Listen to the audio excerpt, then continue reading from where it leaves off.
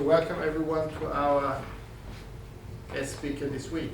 It's a very busy weeks of guest speakers. You're number 4 in a week, a battery of 5 guest speakers. Last week we had a fund manager, yeah?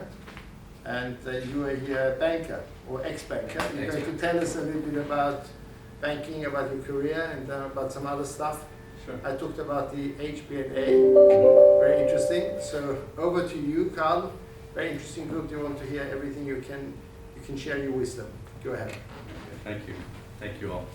I'll give you a quick summary of it, and you can figure out if you want to go to sleep or not for the full version.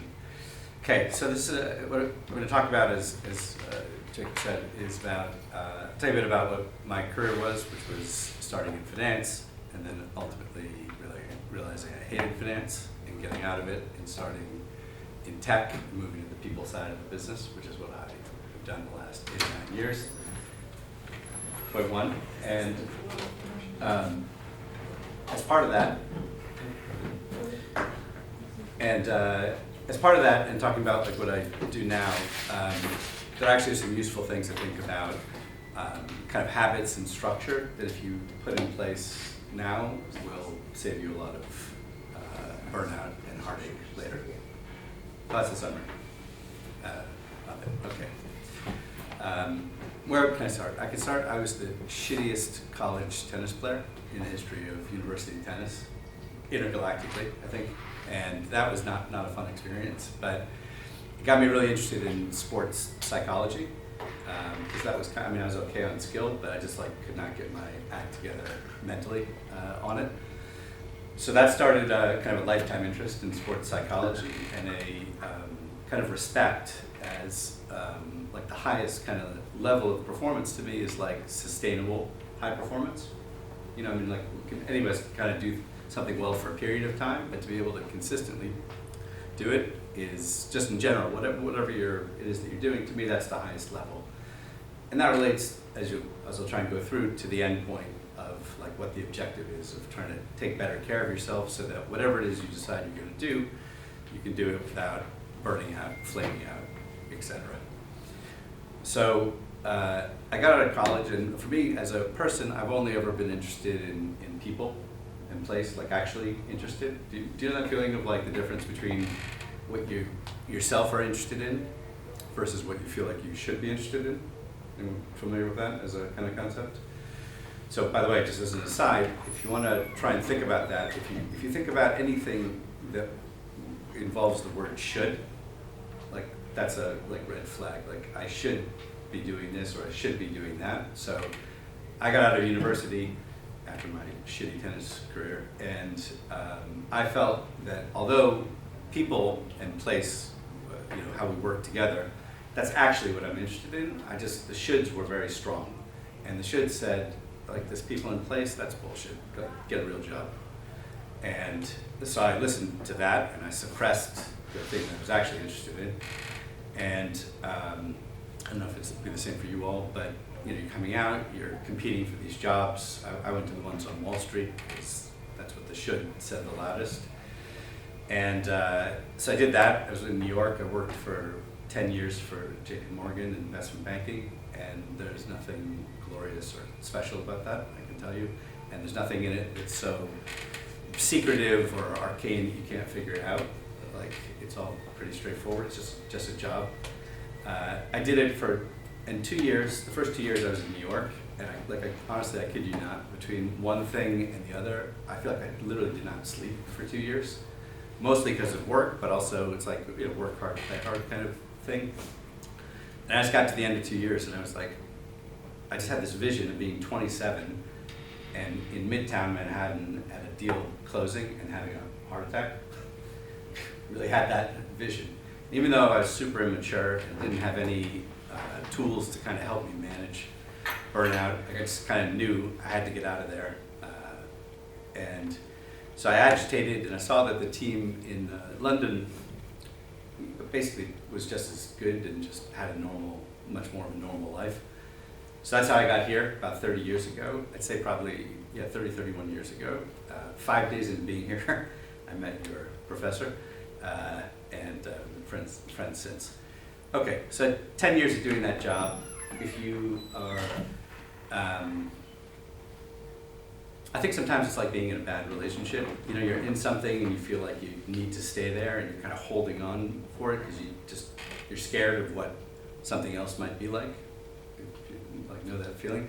That's kind of how I felt with banking. I felt like this is it, this is who I am. And I did okay. I stayed for 10 years, which is sort of an accomplishment. But I was just unhappy the whole time. And it was just like eating at me that this is kind of not what I feel like I ought to be doing or what I want to be doing. And God, I'm spending 15 hours a day doing it. So that's like not a good combination. So I got to the end. There was a merger, Chase and JP Morgan. You go through these rounds of, they call it redundancies. It just means, it doesn't mean literally that you're getting fired. Like if you're not competent, like that's termination for cause. Redundancy is like, I always thought it was like a nicer word for what it really is. It's just like you're getting laid off.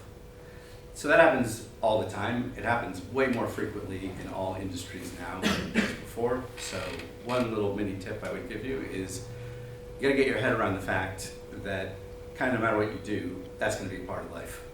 And learning to kind of, I guess, be resilient, roll with the punches, kind of know that that's gonna happen, I think that's really helpful. No matter how, who you are, what you do, how meteoric your rise is, like you're gonna get, it just happens, right? So it happened to me at the end of JP Morgan after 10 years. Was it upsetting? Like, yes, it was definitely upsetting. And especially if if you're like hanging on to something. Anyways, I kind of managed to, what do they call it? Fail forward. Like I fell into a much better job, just the way it worked out. And I was working for a Australian private equity firm, and I started working in the energy and utilities group, and I fell into the very beginning of doing renewable energy as a mainstream thing, so wind farms and solar. So that's what I was doing, and I fell into this job actually investing in it rather than being a kind of investment banker and just convincing people to overpay for things so you can get your fees. Sorry, a little bitter there. And so I did that, and we went public in 2004, publicly listed. There was an Australian company. Is anyone here from Sweden, by any chance? Ever been to? There you are? Yeah? Okay, so here is a mini story here that relates to you guys. So the firm went public in 2004, and the way it worked is that everyone who was there had shares, and it was public, so you could see what it was worth. And the deal was that they were, in 4 years' time, you could actually get hold of it and sell it and get your money. It's called a lockout. It's a normal function. Okay, so from the second we went public in 2004, everyone's spending all day, staring at the stock price like it's going to do anything. And we went public at 5, and then it went to 7, and went to 10, and the firm was doing well. And for a lot of us, we were like, there's a saying, your ship comes in, like things really work out for you. That's what it was like, and everyone was waiting for their ship to come in. Okay, so what happened next is most like, if you have a chance to go to Stockholm, it's a great place, but there's a museum. You guys know what the Vasa Museum? Okay. So in the 17th century, you guys can correct me on this, but the king of, basically the king of Sweden was fighting with the king of Poland. And he commissioned a new battleship called the Vasa. Hired a really competent Dutch guy to build it. It was great. And the king looked at that and he said, okay, fine, but I want that on steroids. I want it way higher. I want you to add a whole other row of cannon, and we're just gonna scare the shit out, we'll just intimidate the shit out of the king of Poland. Basically that was the idea. So started with something good, and then basically arrogance and stuff on top. Okay, so the Vasa gets built like that. Stockholm Harbor, which is, the water is brackish, so it's because it's seawater and salt, seawater and freshwater meet. So what happened is the Vasa got out 1,500 meters, literally just set out, huge thing, and the cannon doors are all open, and the first wind comes, and the Vasa sinks on the spot. On the spot. And if you go to Stockholm, or you can Google it now, because it's brackish water, the ship was perfectly preserved. And that's what this museum is. And so I always think that this company that I was working at we were like the Vasa. Do you know? We had a good company, and then people were trying to get the stock price up, and it was just greed and arrogance. And we got to 2008, there was a global financial crisis, but even if there wasn't, like, you know, something like the Vasa, it's gonna sink. Like the first time there's a challenge, you're gonna sink. And so we used to say the ship hit the fan, right? So the ship hit the fan, the ship hit the fan. And so that company went under. And no pun intended, but it is. And by the way, I'm not on commission from the Vasa Museum, but it's like amazing. It's literally amazing. There's like pieces of clothing preserved. I mean, it's unbelievable. You see this whole thing, and you say like, what an asshole, you know, like what stupidity. Okay, so for me, I grew up in suburban Boston. Kind of like life was fine. I was someone who naturally believed in institutions. You know, you have people that are inherently rebels. Like I wasn't like that. I was like drinking the Kool-Aid of these things. But then this thing happens in 2008, and so everyone loses everything. Your job, I mean, everything is gone. And it happened, it was like a slow motion train wreck. Like the Vasa sunk in 2 minutes, but for us it was like a year of this happening. And for me, like, of course it's upsetting, again, to lose your job. It's upsetting to lose, you know, what you thought was going to be a lot of money and all that stuff. But for me, it was just like, hey, this thing that I trusted in, just like, it doesn't work. Like, you know, thinking everyone and everything is so smart, like it's just not the case. People are morons, things are stupid. You've got to actually learn to think for yourself. So I had this year of like, just kind of observing people and just thinking about, so that was like, what, 15 years of working for me. And the thing that I like got really focused on was that you could have people that were unbelievably good doing their job. Like if you gave them a client, they were amazing at it. But when it came to taking care of themselves, right, and they were the client, so to speak, disaster. Right? You guys know this. You know the saying, cobbler's kids have no shoes? Have you ever heard that? It's like, we're much better at dealing with other people than we are taking care of ourselves. So that exists, and I think of it as like, if you were going to think about a level of like professionalism or like rigor, very high at work and very low at ourselves. And so like, I found, like, I don't think I'm such a high performer, but I was definitely a low performer in taking care of myself. And then the thing, like, very specifically, it was just weird, because it was a weird experience, like totally disruptive.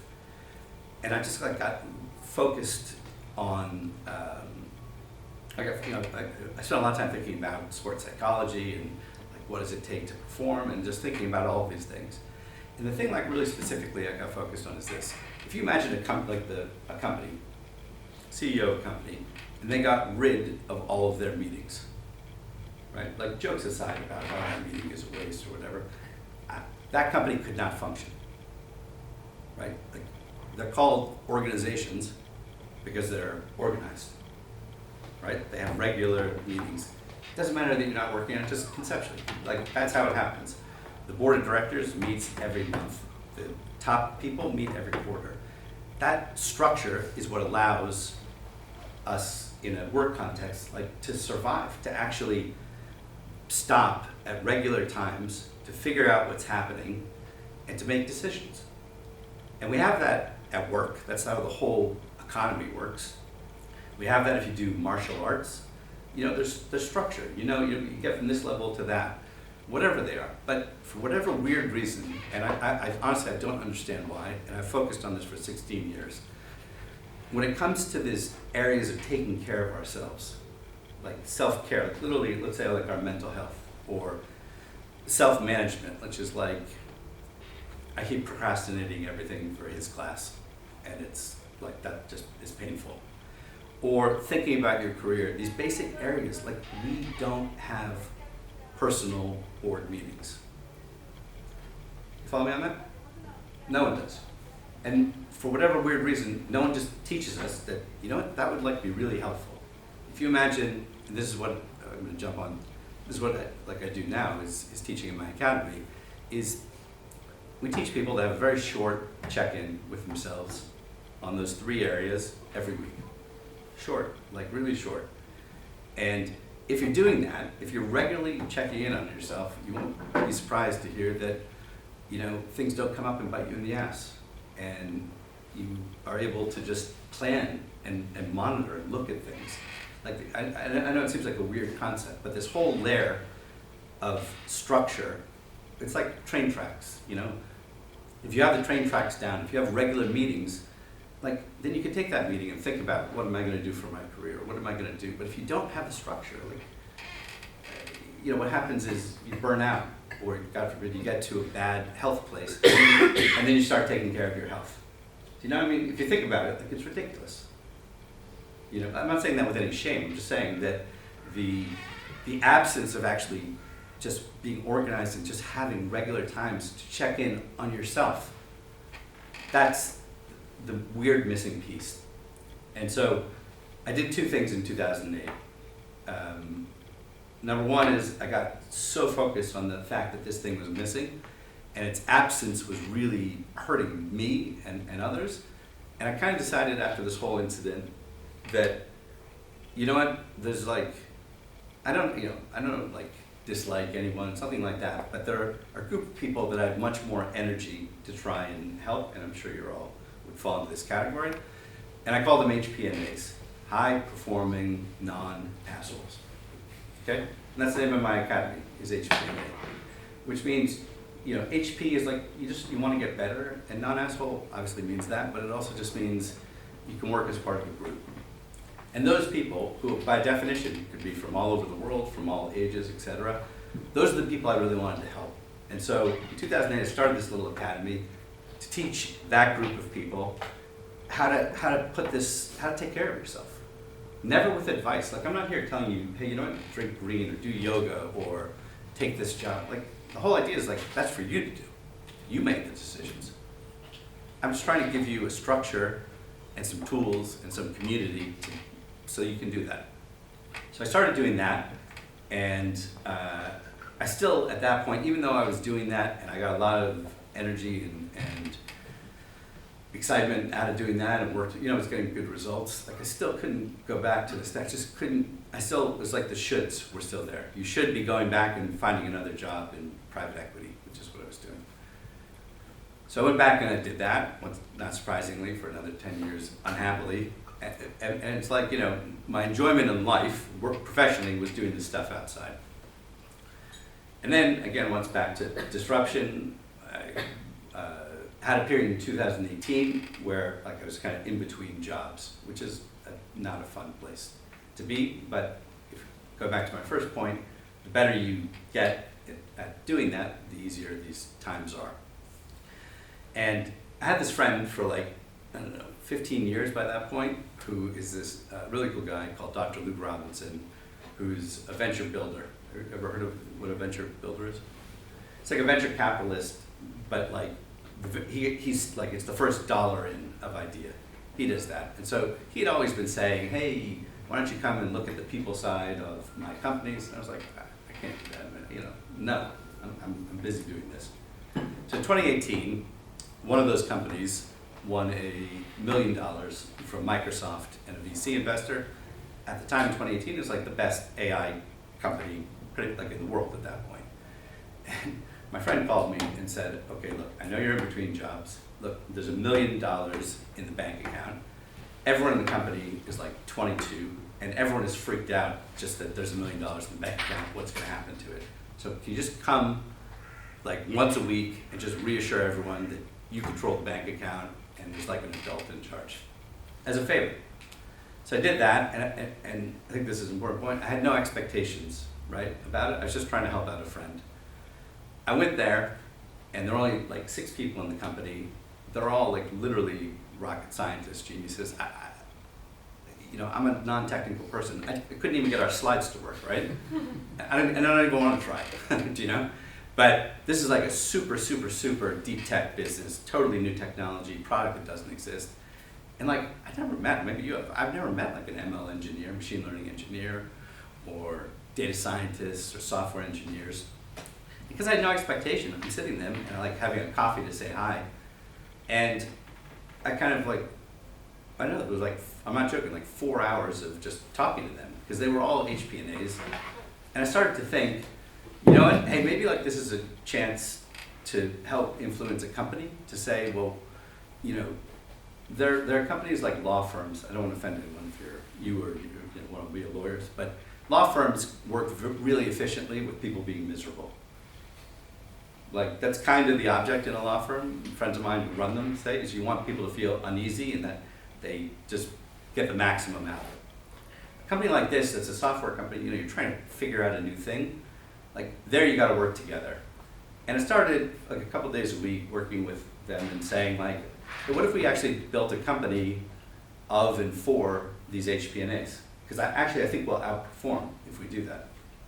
So I did that, and I gotta tell you, I was just supposed to be there a day a week to check on the banks, but I was spending like 4 days a week there because I just loved working with them and trying to help them as a company go through the, coaching a bit and helping them to go through the process. Okay, anyways, so here's the dramatic turn is, we got to like 6 months later and I had an opportunity to go back to do private equity and renewable energy. I sat down with 3 founders and for the conversation I had it all laid out. It's like, guys, I love you, I love this, maybe I could stay as a director or whatever, but like, I've got to go. I've got to do this. All of these things.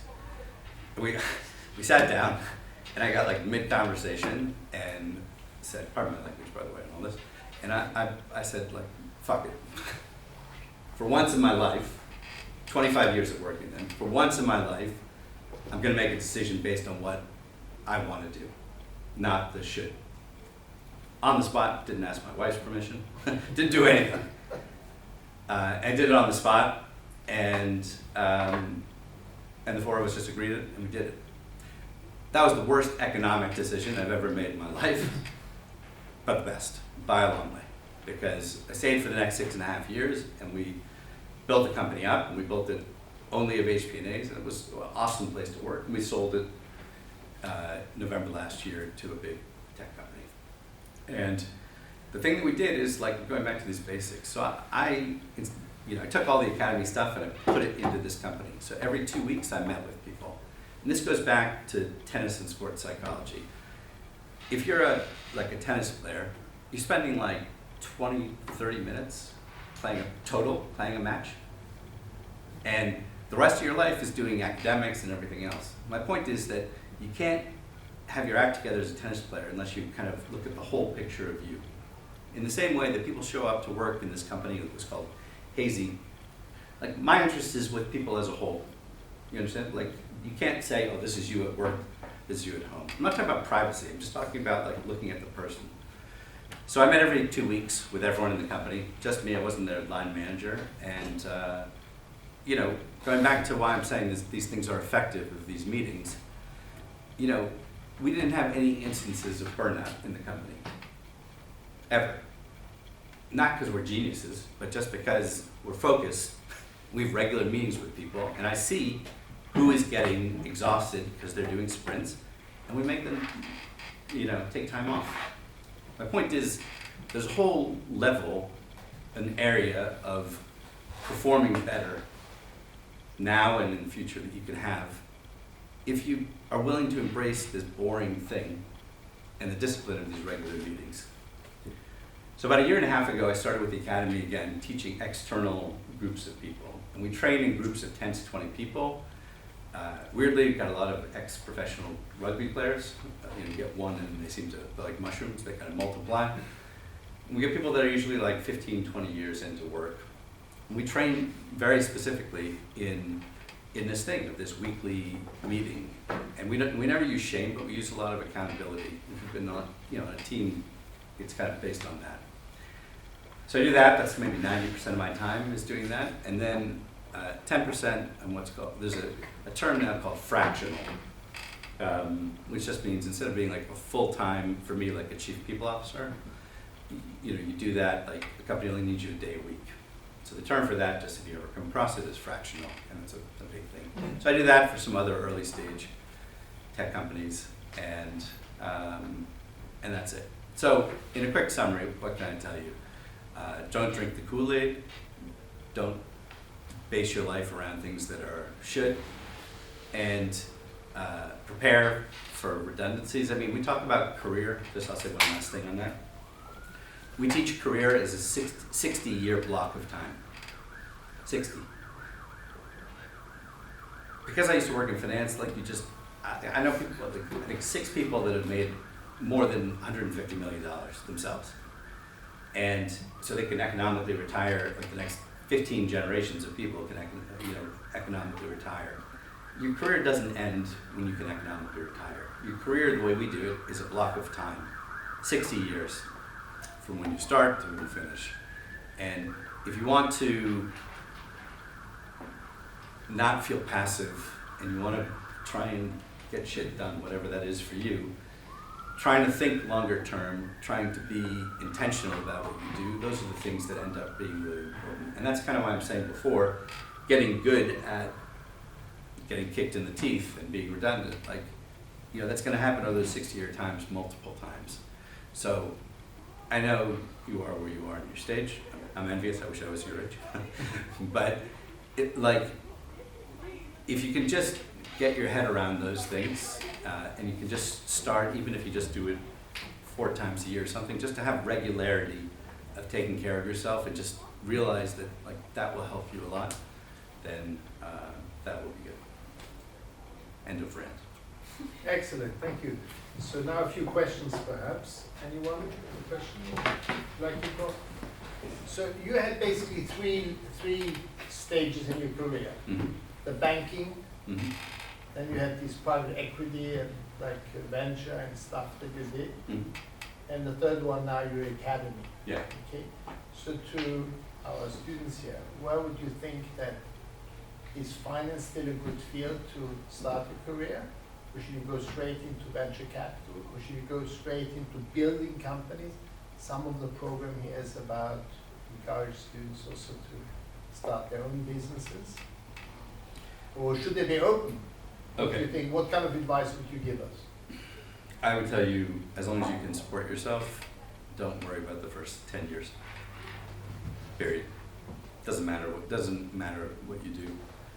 As long as it's legal and you can pay the bills, and then don't get me wrong here. But it doesn't matter, and go into it believing that it doesn't matter. Lower the emotional stakes. Lower the idea that people do huge amounts of damage to themselves by thinking about career, either because of what's happening at the moment, or they project forward and they say, look, this isn't working, so my life is going to suck. That happens all the time. So just lower the expectations. Whatever you do is fine. Just learn. Just try and try to learn about yourself. That's actually the really helpful thing to do. So I don't think it matters at all. First of all, don't listen to anyone else's advice about telling you what you should do. That'd be my first piece of advice. Secondly, I don't think it matters for the first 10 years. Thirdly, just focus on what you learn. So that's a general thing. I think things that are helpful, just sales. Just as much as you can learn about sales. Everything is about sales. Everything is about networking. No matter who you are, or how technical or how far away you think you are, you want to be from sales. Those 2 things are just mega helpful. And again, I would add the third is self-help. So, sales, networking, self-help. Those are the things to focus on. And I think the way you get interesting opportunities and the way you move is like what I did by accident, which is experimenting. And so if you can get an internship in this, fine, get going. Get going with it and try it, see what you're learning. That would be my. That's a generic advice. So, I think that if I could wish one thing for everyone, despite what I just said, it would be to work in a startup. And ideally, actually, I would say almost whether that's a terrible startup or whether it's a great startup, those are both great experiences, because, not to sound totally trite, but you do learn way more from bad experiences, way more. You just do. And when I turned 50, I made a list of people that I considered teachers of mine, and I wrote to all of them to thank them. And a lot of them were people that were, assholes. But I learned a huge amount from them, and I consider them in that way teachers. But the reason I'm saying this about startups is that it's intense. You have existential issues all over the place. You have to make kind of a lot of tough decisions, and you're constantly experimenting and failing and learning. I just think I would wish it for everyone, no matter what you want to do, that experience is great, and you get a lot. Let's say a year of working in a startup is like 5 years of working elsewhere. I think in terms of like experience and stuff.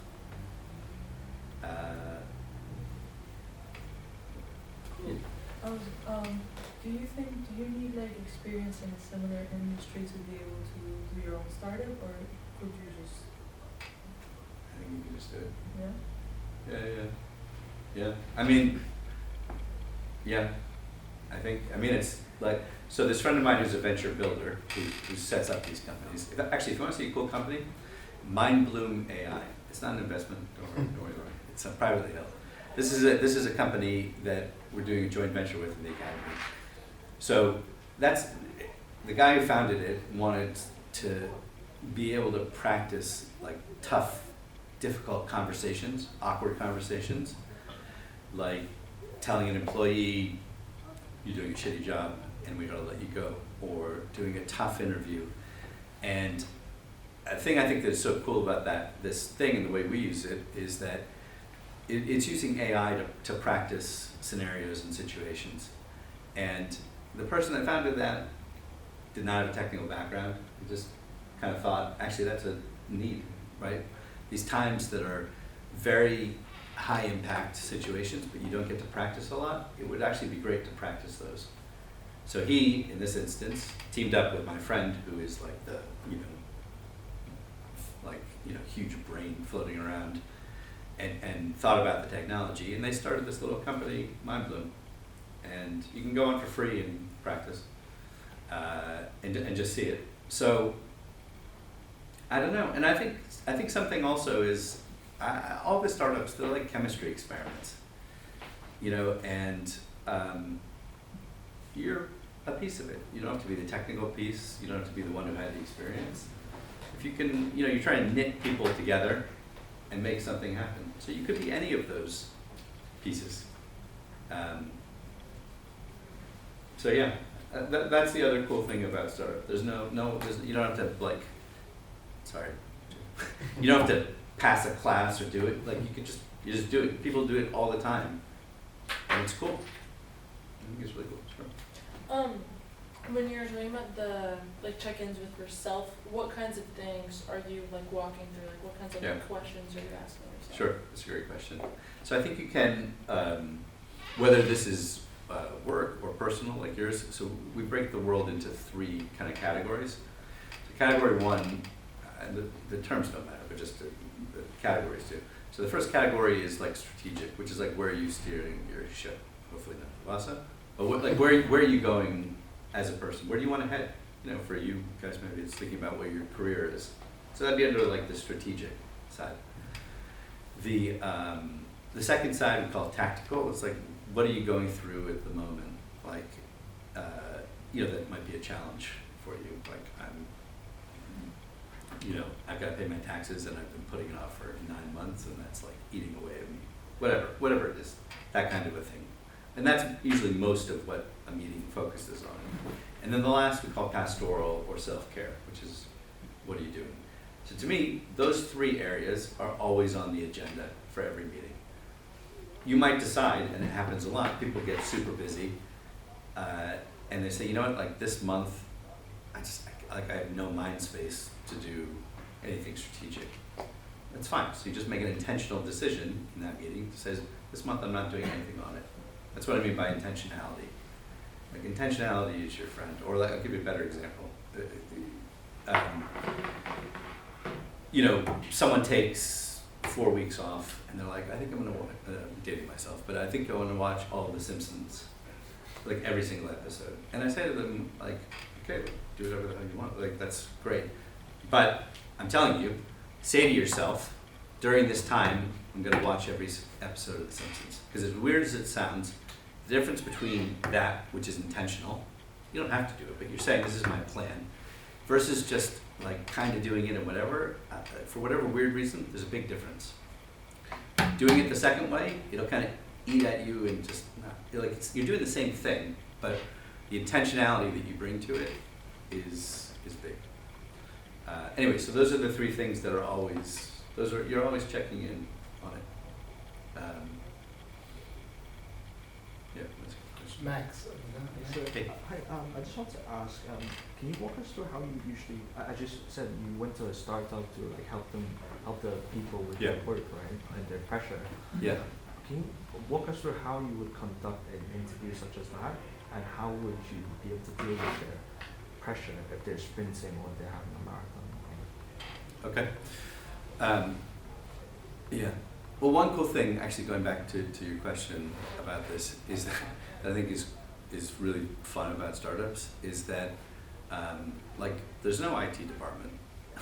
Do you know what I mean? Like what I mean is you end up doing all kinds of things because they've got to get done and someone's got to do it, and like I don't want the CEO to burn his time doing that, so so you end up just doing a lot of things. Like when I started in a small company, you can have whatever title you want, so the titles don't matter. But like I was the chief operating officer, so I had all of the finance, and I had the people, to your question, and I had like just operations. Like we're gonna get kicked out of WeWork unless we pay our bill. Do you know what I mean? Or we renegotiate the bill. So you have to do a bit of everything, and I personally think that's kind of fun, actually. So in terms of interviewing people, we spent a huge amount of time interviewing people. Like that was one of the main things that I did. The way interviews will work is, at least here, is you have a first interview, which is about, are you competent? Like, can you do the job as a software engineer or a front-end engineer or anything like that? Then you'll have a set of interviews that are about, do people like you, basically. That's a big part of it, fair or not fair. And then what we added on, I'm talking about hiring new people after I joined. So I would spend 4 to 5 hours, again, same amount of time, funnily enough, as a last stage of an interview. If I had a slide, because I was competent to do it, I would show you the formula that I used. But I had a formula that was just open book with someone, which is like, for me, by the time you get to me, I'm looking for two things. Are you an asshole? Like really, people can interview very well, because in a startup, it's like you're in a little submarine, not like a military submarine, but like a yellow submarine kind of thing. And if someone's toxic, like that's toxic for everyone. So like the thing we got obsessed with was we can't mishire. We just we just can't afford it, etc.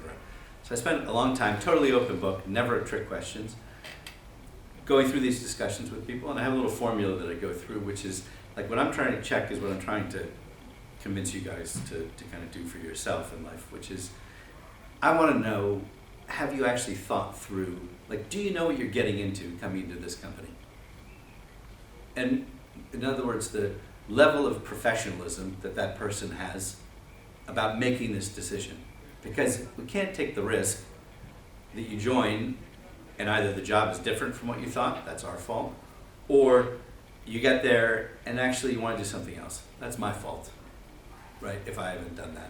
So we'd spend a lot of time with people going through and asking them, do you know what it's like to work in a seed company? And they say, yeah. And be like, so let's talk about it. And I'm like, actually, you don't understand. So let me tell you what it's like. And I would tell them everything that was wrong with the company.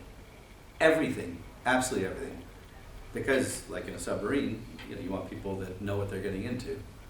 So we spent a huge amount of time on that, and all of us got good looking for that, and that was one of the big things. We had very little, once we got our act together on it, we had very little mishires. I think your second question was about people not burning out. Because basically, how would you be able to analyze the people who are already working there? Oh, who are already working there? Yeah. Well, I started this, as soon as I started on this 2-week cadence with people. So it started, in a sense, even though they were already hired, kind of that first discussion was like the same as those interviews. Yeah. People were very good because it goes back again, I would say it doesn't matter what area you work in or what your job is in a startup, you just want to work with good people. Or you want to work with really bad people, either way, so you can really learn what those are like. But because the CEO and founder, he cared about the same basic things that I cared about. So the people that he had actually hired, with maybe one or two exceptions, were already really good. So it's not like I interviewed people and I was like, oh, this guy's gotta go. I didn't have that problem. I was lucky, I didn't have that problem. No, as in, how would you be able to like help them in dealing with the pressure or the overload that they have experienced? Yeah, so that would be my job, is to say every 2 weeks. I mean, I would get to know people like very well, Okay. very well. And yeah, meeting with them at least half an hour during work every 2 weeks. And starting with a 4-hour discussion, you know, they know a lot about me and I know a lot about them.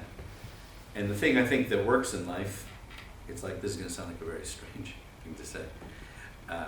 I think if you are a person that's driven and with a heart and feelings, there's certain things that just in life are necessary. Not to be sound too controversial. So I think one of them actually like is a therapist.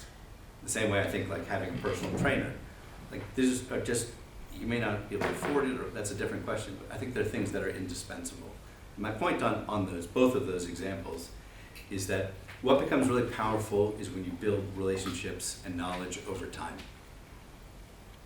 Right? So the point is, I wasn't getting dropped in to assess you or you burnt out.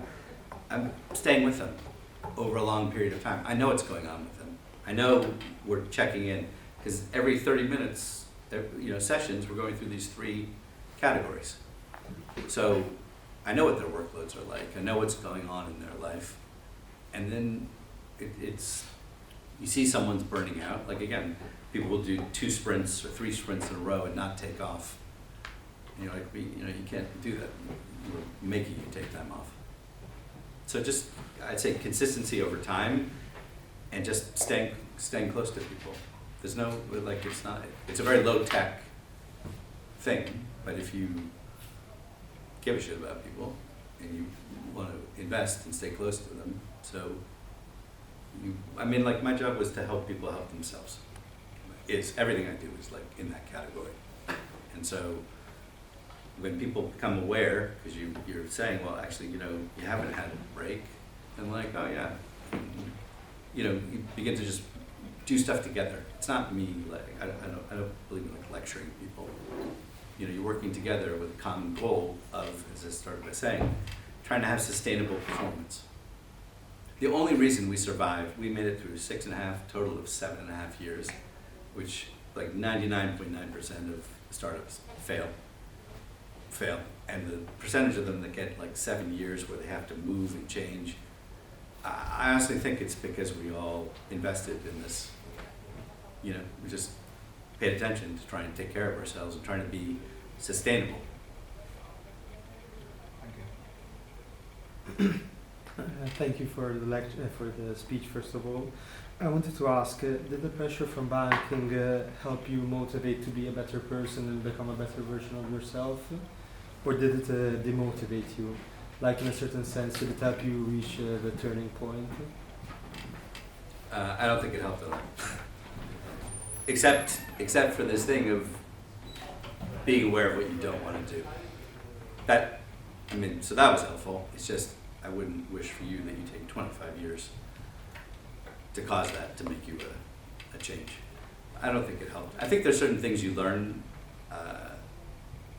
but I think you can learn those in a lot of different places. Like you learn work under pressure, to be tired, to be consistent, to take, you know, look to quality check things, to understand how you can, other people can help you. Like, but those, I think, those are all things I think you can learn in lots of different places. I don't think there's anything so magical or specific.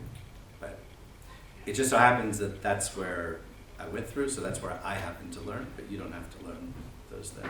And did you join banking for the shoulds or for your own interests? Totally should. 100%. Shoulds are powerful. I